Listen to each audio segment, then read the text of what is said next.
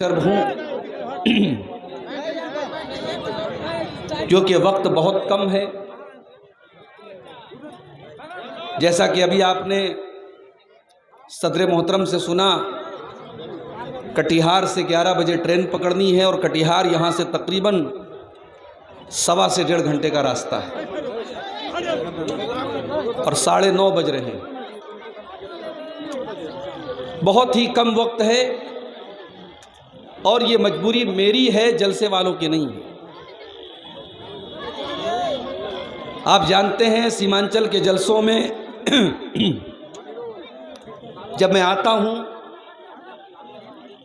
اکثر ایسا ہوتا ہے کہ آخری تقریر میری ہوتی ہے، لیکن اس وقت میرے ساتھ تھوڑی سی مجبوری ہے.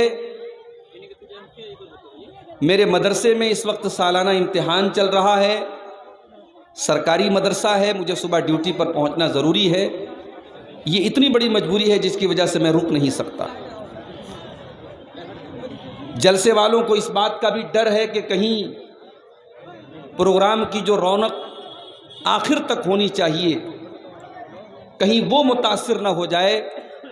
میں بڑے ادب سے آپ سے گزارش کروں گا، اگر آپ کے دل میں میرے لیے کچھ بھی محبت ہے تو آپ میری تقریر کے بعد بھی جلسے کی جو شان ہے، جلسے کا جو وقار ہے، اس کو قائم رکھیے گا. جلسہ دان کے لیے، جلسہ چندے کے لیے ہو رہا ہے. آپ جب تک یہاں جلسہ چل رہا ہے اور آپ کو جو اللہ کی راہ میں تعاون کرنا ہے، چندہ دینا ہے، وہ آپ یہاں سلسلہ جاری رکھیں گے. اس پر انشاءاللہ کوئی فرق نہ پڑے، میں آپ سے یہی امید کرتا ہوں. میرے بھائیوں، میں نے آپ کے سامنے قرآن مجید کے 30ویں پارے کی کچھ آیتیں پڑھی ہیں. ان آیتوں میں اللہ تعالیٰ نے ناپ تول میں کمی کرنے والوں کا ذکر کیا ہے.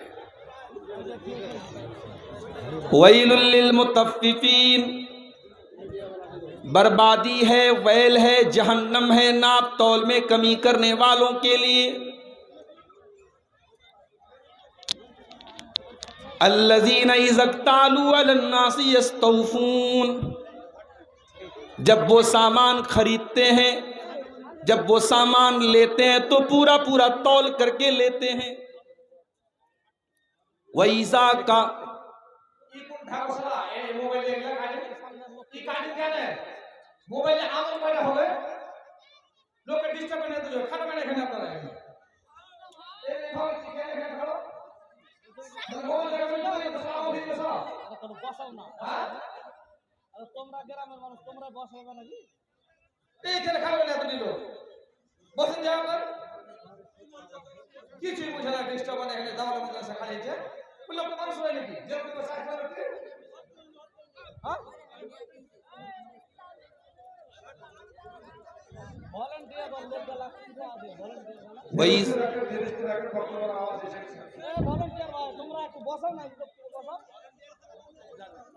وَإِذَا كَالُوهُمْ أَوْ وَزَنُوهُمْ يُخْسِرُونَ، اور ناپ تول میں کمی کرنے والوں کی دوسری پہچان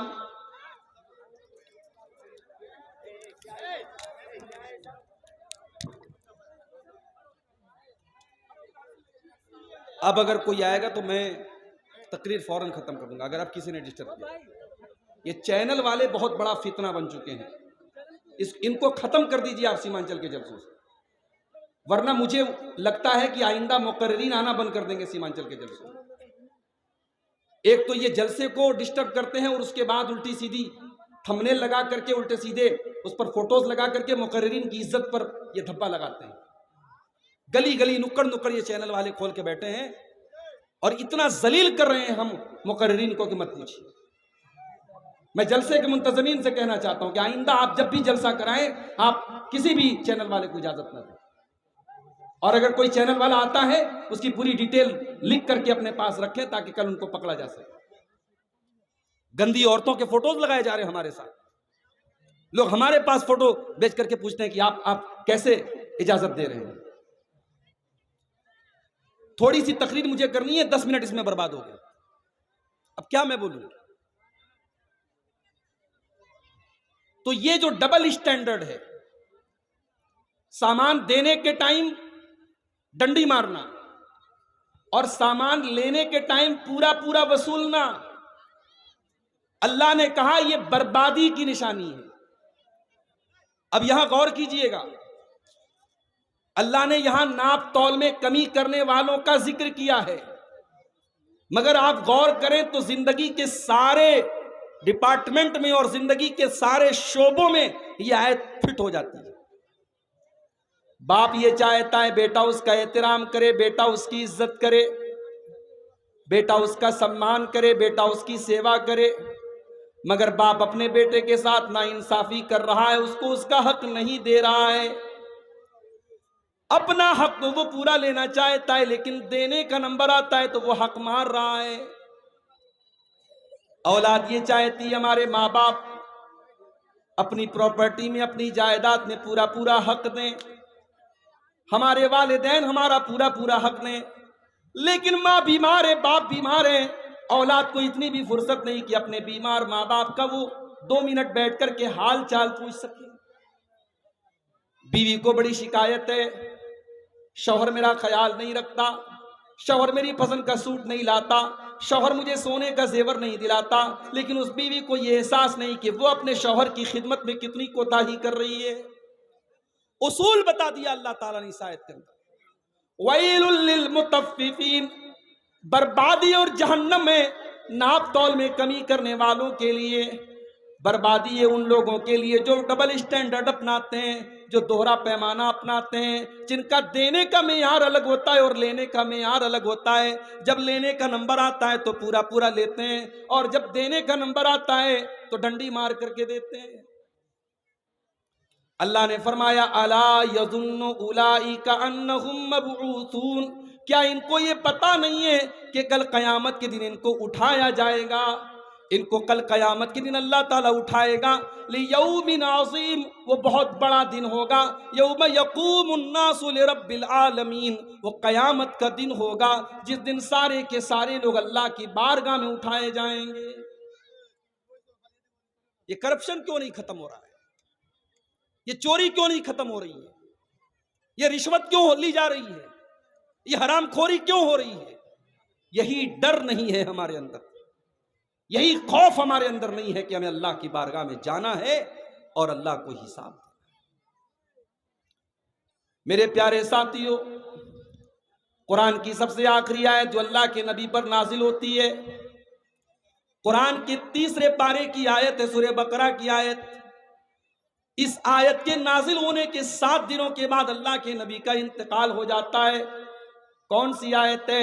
وَاتَّقُوا يَوْمًا تُرْجَعُونَ فِيهِ إِلَى اللَّهِ، میرے بندو تم اس دن سے ڈرو جس دن تم اللہ کی طرف لوٹائے جاؤ گے۔ ثُمَّ تُوَفَّى كُلُّ نَفْسٍ مَّا كَسَبَتْ وَهُمْ لَا يُظْلَمُونَ، اور پھر تمہارے ایک ایک عمل کا پورا پورا بدلہ دیا جائے گا۔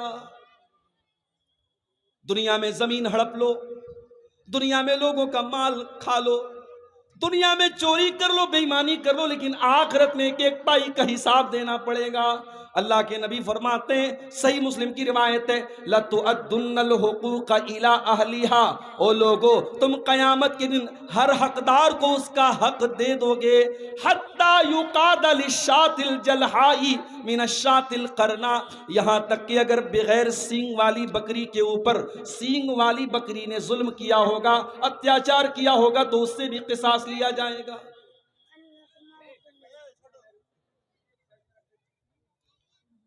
ظلم کرنے والا یاد رکھے کہ قیامت کے دن اس کے ظلم کا پورا پورا بدلہ دیا جائے۔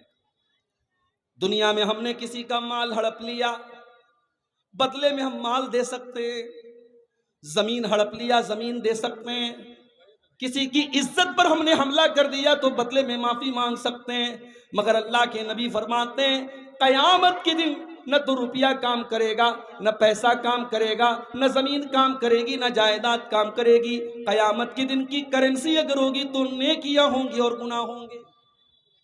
نیکی اور گناہ اس دن کرنسی بن جائیں گے میرے بھائی۔ جس کا ہم نے حق مارا ہوگا ہماری نیکیاں اس کو دے دی جائیں گی، اور جب ہماری نیکیاں ختم ہو جائیں گی اور پھر بھی کچھ حقدار لوگ باقی رہیں گے تو اللہ کے نبی فرماتے ہیں ان کے گناہ ہمارے اوپر لاد دیے جائیں۔ میرے پیارے ساتھیوں، اگر آج یہ ڈر اپنے اندر ہم پیدا کر لیں کہ ہمیں اللہ کے سامنے کھڑے ہونا ہے، اللہ کو حساب دینا ہے، اور وہ دن ایسا ہوگا جس دن کوئی راز نہیں رہے گا۔ دنیا میں ہمارے بہت راز ہوتے ہیں، بہت سارے سیکرٹ ہوتے ہیں جو ہمارے ساتھ چھپے ہوتے ہیں، لیکن قیامت کے دن کوئی سیکرٹ نہیں رہے گا۔ یوم تبلی السرائر، قیامت کے دن سارے کے سارے رازوں کا پردہ کھول دیا جائے گا، سارے کے سارے سیکرٹ کھول دیے جائیں گے۔ تم نے بند کمروں میں جو گناہ کیا ہوگا، تم نے اکیلے میں جو گناہ کیا ہوگا، وہ بھی سامنے آ جائے گا۔ تم زبان سے اگر جھوٹ بولنا چاہو گے، الیوم نختم علی افواہہم، اللہ تعالیٰ تمہارے منہ کے اوپر مہر لگا دے گا، وَتُكَلِّمُنَا أَيْدِيهِمْ وَتَشْهَدُ أَرْجُلُهُمْ بِمَا كَانُوا يَكْسِبُونَ، تمہارے ہاتھ گواہی دیں گے، تمہارے پیر گواہی دیں گے، تم نے کیا کرتوت کیے۔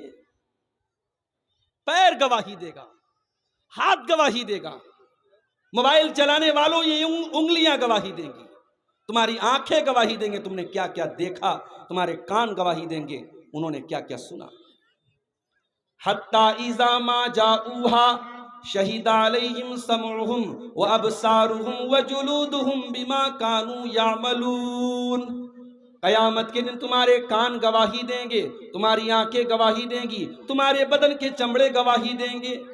وَقَالُوا لِجُلُودِهِمْ لِمَ شَهِدتُّمْ عَلَيْنَا قَالُوا أَنطَقَنَا اللَّهُ الَّذِي أَنطَقَ كُلَّ شَيْءٍ، انسان اپنی چمڑی کو دیکھ کر کہے گا کہ تجھے بولنا کس نے سکھایا، تو کیسے بولنے لگی؟ تو انسان کی چمڑی کہے گی اللہ نے ہم کو زبان دے دی۔ یہ قیامت کا دن، اس دن دودھ کا دودھ اور پانی کا پانی ہوگا، اس دن سچ اور جھوٹ کا پردہ فاش ہوگا۔ دنیا میں مجرم بچ جاتا ہے رشوت دے کر کے، جج کو خرید کر کے، وکیلوں کو خرید کر کے، لیکن قیامت کے دن مجرم بچ نہیں سکتا ہے۔ اللہ نے فرمایا قرآن کے 29ویں پارے میں، یومئذ تعرضون لا تخفی منکم خافیہ، قیامت کے دن تم اللہ کی بارگاہ میں پیش کیے جاؤ گے، تمہارا کوئی بھی عمل اللہ سے چھپ نہیں سکتا، کوئی بھی عمل چھپ نہیں سکتا، تم چھپا نہیں سکتے اللہ کی بارگاہ میں کچھ۔ دنیا میں سب سے خطرناک ترازو مانا جاتا ہے سونار کا ترازو۔ ہماری عورتیں جو ناک کی نتھیا پہنتی ہیں، جو کان کے اندر بالی پہنتی ہیں، بڑے معمولی وزن کی ہوتی ہے، سونار کے ترازو پر اس کو رکھ کر کے سونار بتا دیتا ہے اس کا وزن کیا ہے۔ وہ 1 گرام کی بھی نہیں ہوتی، وہ 1 گرام سے بھی کم، آدھا گرام یا 1.25 گرام یا ٹکڑا گرام ہوتی ہے، وہ بھی بتا دیتا ہے ترازو سونار کا۔ میرے پیارے ساتھیوں، اللہ تبارک و تعالیٰ قیامت کے دن ایک ترازو رکھے گا، جس ترازو کے اوپر ہمارے اعمال کو تولا جائے گا۔ وہ ترازو کیسا ہوگا؟ اللہ نے فرمایا وَنَزَعُ الْمَوَازِينَ الْقِسْطَ لِيَوْمِ الْقِيَامَةِ فَلَا تُظْلَمُ نَفْسٌ شَيْئًا وَإِنْ كَانَ مِثْقَالَ حَبَّةٍ مِّنْ خَرْدَلٍ أَتَيْنَا بِهَا وَكَفَى بِنَا حَاسِبِينَ۔ قیامت کے دن ہم انصاف کا ترازو رکھیں گے، اور ایک رائی کے دانے کے برابر بھی تم نے کوئی عمل کیا ہوگا اس ترازو پر سامنے آ جائے گا۔ ذرہ برابر تمہاری کوئی نیکی برباد نہیں ہوگی، ذرہ برابر تمہارا کوئی گناہ برباد نہیں ہوگا۔ جانتے ہو آج بڑے بڑے اسٹیشنوں پر کیمرے لگے ہوتے ہیں، ایئرپورٹ کے اوپر کیمرہ، بڑی بڑی دکانوں میں کیمرہ۔ یہ کیمرے کیوں لگے ہوتے ہیں؟ یہ کیمرے، ان کو کہا جاتا ہے سی سی ٹی وی کیمرہ، ان کو کہا جاتا ہے سیکیورٹی کیمرہ۔ کیمرے کا مقصد یہ ہوتا ہے کیمرہ سب ریکارڈ کر رہا ہے، اگر چور آیا اور چوری کر کے بھاگنے لگا تو کیمرہ اس کو ریکارڈ کر لے گا کہ کس نے چوری کی تھی۔ میرے پیارے ساتھیوں، یہ انسانوں کے بنائے ہوئے کیمرے آج چوری سے بچا رہے ہیں۔ انسانوں کے بنائے ہوئے کیمرے لگے ہیں تو چور چوری سے ڈر رہا ہے، زناکار زنا سے ڈر رہا ہے، بلاتکاری بلاత్కాر سے ڈر رہا ہے، لڑکیوں کو چھیڑنے والا چھیڑنے سے ڈر رہا ہے۔ انسان کے بنائے ہوئے کیمرے کا اتنا ڈر ہے، ذرا سوچو اللہ کا کیمرہ تو 24 گھنٹے چل رہا ہے، اللہ کا کیمرہ تو سب کچھ ریکارڈ کر رہا ہے، اور اللہ کا کیمرہ کبھی بند ہونے والا نہیں ہے۔ انسان کا کیمرہ تو بند بھی ہو سکتا ہے، خراب بھی ہو سکتا ہے، اس کا سسٹم فیل بھی ہو سکتا ہے، مگر اللہ کا جو کیمرے کا سسٹم ہے وہ کبھی فیل نہیں ہو سکتا۔ وَإِنَّ عَلَيْكُمْ لَحَافِظِينَ كِرَامًا كَاتِبِينَ يَعْلَمُونَ مَا تَفْعَلُونَ، ہم نے تمہارے اوپر کرامن کاتبین کو ریکارڈ کرنے کے لیے رکھ دیا ہے، تمہارے ایک ایک عمل کو وہ ریکارڈ کر رہے ہیں، تمہاری ایک ایک ایکٹیویٹی کو وہ لکھ رہے ہیں۔ عمل تو چھوڑ دو، میری ماں بہنوں تم جلسے میں آئی ہو، تقریر ہو رہی ہے، تم پنڈال کے نیچے بیٹھ کر کے اپنی دیورانی جیٹھانی کی غیبت کر رہی ہو، ساس بہو کی غیبت کر رہی ہے، بہو ساس کی غیبت کر رہی ہے، نند بھابھی کی شکایت کر رہی ہے، تم نے زبان سے جو غیبتیں کی ہوں گی، تم نے جو چغلیاں کی ہوں گی، تم نے جو گالی بکی ہوگی، تم نے جو گندی باتیں نکالی ہوگی، اللہ کے یہاں وہ بھی ریکارڈ کی جا رہی ہے۔ ما یلفظ من قول الا لدیہ رقیب عتید، میرے بندو تمہاری زبان سے نکلنے والے الفاظ ریکارڈ کیے جائیں، اور قیامت کے دن ہماری زندگی بھر کی وہ ریکارڈنگ ہمارے سامنے لائی جائے۔ ذرا تصور کرو میرے بھائیوں، دنیا میں ہم نے بہت سارے ایسے گناہ کیے ہیں جو ہم کو پتا ہے، اللہ کو پتا ہے، ہماری ماں کو بھی نہیں معلوم، ہمارے باپ کو نہیں معلوم، ہمارے بھائی کو نہیں معلوم، ہمارے پڑوسیوں کو نہیں معلوم۔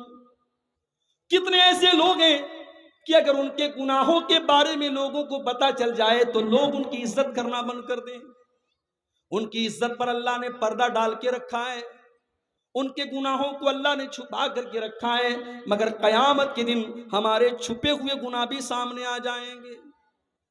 اللہ فرماتا ہے قرآن کے 15ویں پارے میں سورہ کہف کے اندر، وَوُضِعَ الْكِتَابُ فَتَرَى الْمُجْرِمِينَ مُشْفِقِينَ مِمَّا فِيهِ وَيَقُولُونَ يَا وَيْلَتَنَا مَا لِهَذَا الْكِتَابِ، قیامت کے دن تمہارے نام اعمال رکھے جائیں گے، تمہاری زندگی بھر کا کچا چٹھا رکھا جائے گا، تو جو مجرم لوگ ہوں گے، جو بدکار لوگ ہوں گے، جو گنہگار لوگ ہوں گے، جو حرام کام کرنے والے لوگ ہوں گے، جو ناجائز کام کرنے والے لوگ ہوں گے، وہ ڈرے ہوئے ہوں گے، ڈرے ہوں گے، سہمے ہوں گے، اور کہیں گے یا ویلتنا ما لہذا الکتاب، ہائے ہماری بربادی، یہ کیسی کتاب ہے، اس کتاب نے تو کچھ نہیں چھوڑا، اس میں تو سب کچھ لکھا ہوا۔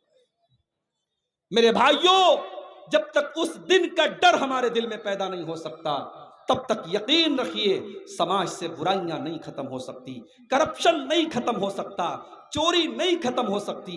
آج مسلمان نماز نہیں پڑھتا ہے، کیوں بھائی؟ کیوں نماز نہیں پڑھتا ہے؟ کتنی بڑی تعداد آج ہمارے اور آپ کے بیچ میں ہے جسے 5 ٹائم کی نماز کی کوئی پرواہ نہیں ہے، حی علی الصلاۃ کی آواز آتی رہتی ہے، اسے کوئی فکر نہیں ہے، وہ بازار میں لگا ہوا ہے، کاروبار میں لگا ہوا ہے۔ میرے بھائیوں، کیا نماز آپ کے کاروبار پر اثر ڈالے گی؟ کیا نماز آپ کی دکان پر اثر ڈالے گی؟ نہیں، آپ نماز بھی پڑھیے، کاروبار بھی کیجئے، آپ نماز بھی پڑھیے، دکان بھی سنبھالیے، اللہ کا وعدہ ہے اللہ آپ کے مال میں اور برکت دے گا۔ رجال لا تلہیہم تجارت ولا بیع عن ذکر اللہ، اللہ کے نیک بندے وہ ہوتے ہیں جب نماز کا ٹائم آتا ہے وہ سارا کاروبار بند کر دیتے ہیں۔ ابھی سیریا کے زلزلے میں ایک 6 یا 7 سال کی بچی جب 3 دن کے بعد زندہ بچ کر کے نکلتی ہے اور ہوش میں آتی ہے تو پہلا جملہ اس کے منہ سے یہ نکلتا ہے کہ کم من صلاۃ ضیعتها، میں نے کتنے ٹائم کی نمازوں کو چھوڑ دیا۔ میرے بھائیوں، اگر آپ نماز چھوڑ رہے ہیں اس کا مطلب کہ آپ کو احساس نہیں ہے کہ آپ کتنی قیمتی چیز چھوڑ رہے ہیں۔ کتنے ہمارے بھائی ہیں جو نشے کے عادی ہیں، نشہ کر رہے ہیں، اور ان سے جب کہو کہ اس نشے کو چھوڑ دو، کہتے ہیں مولوی صاحب لت لگ گئی، شیخ صاحب عادت لگ گئی۔ میں کہتا ہوں کہ دنیا کی بڑی سے بڑی عادتیں اگر آپ کا ارادہ پکا ہو جائے، آپ کا ایمان مضبوط ہو جائے تو عادتیں چھڑائی جا سکتی ہیں۔ نبی کے صحابہ کے دور میں بھی شراب کی لت لگی تھی، شراب کی عادت تھی، لوگوں کو دسترخوان پر شراب رکھا جاتا تھا۔ لیکن جب قرآن کی آیت نازل ہوئی صحابہ نے اپنے اپنے گھر سے شراب کے برتن نکال کے توڑ کے پھینک. میرے بھائیو، اگر ایمان کی طاقت آپ کے اندر پیدا ہو جائے تو کوئی بھی لت اور کوئی بھی عادت چھوٹنے میں دیر نہیں لگتی. اور میں امید کرتا ہوں کہ آئندہ رمضان کا مہینہ بالکل سایہ فگن ہونے والا ہے. اب 10-12 دن کا ٹائم ہے، رمضان کا مہینہ شروع ہو رہا ہے. آئیے اس آنے والے رمضان کو اپنی زندگی میں ایک بہتر چینجنگ کا ہم مہینہ بنا لیں. ہمارے اندر جو بری عادتیں ہیں، کوئی بیڑی پی رہا ہے، کوئی سگریٹ پی رہا ہے، کوئی گندے کام میں لگا ہوا ہے، کوشش کیجئے کہ آنے والے رمضان میں ہم بری عادتوں کو چھوڑنے کا مہینہ اس کو بنائیں. رمضان ہمارے اندر بہت ساری چینجنگ لاتا ہے. اپنے اندر ایک اچھی چینجنگ، ایک اچھا پریورتن، ایک اچھی تبدیلی کا مہینہ رمضان کو بنائیے. بڑے مختصر سے وقت میں چند باتیں میں نے رکھی ہیں. اللہ سے دعا ہے رب العالمین ہم سب کو نیک عمل اور اچھی سمجھ کی توفیق عطا فرمائے. اللہ تعالیٰ اس مدرسے کے لیے جو لوگ تعاون کر رہے ہیں، اللہ ان کے تعاون کو اللہ قبول فرمائے. اور جو لوگ ابھی تک پیچھے رہ گئے ہیں، اللہ ان کو بھی توفیق دے، وہ آگے بڑھ چڑھ کر کے اس میں حصہ لیں. اللہ تعالیٰ ہم سب کو کہنے سننے سے زیادہ عمل کی توفیق عطا فرمائے. جب تک دنیا میں زندہ رکھے اسلام پر زندہ رکھے اور خاتمہ ہمارا ایمان پر ہو. آمین. وآخر دعوانا ان الحمد للہ رب العالمین. جزاک اللہ خیر الجزاء، شکر اللہ. یہ تھے مولانا عبدالغفار سعودی صاحب جو بنارس کی سرزمین سے چل کر آئے تھے اور وقت کی تنگی کی بنیاد پر آپ بہت مختصر تقریر کیے.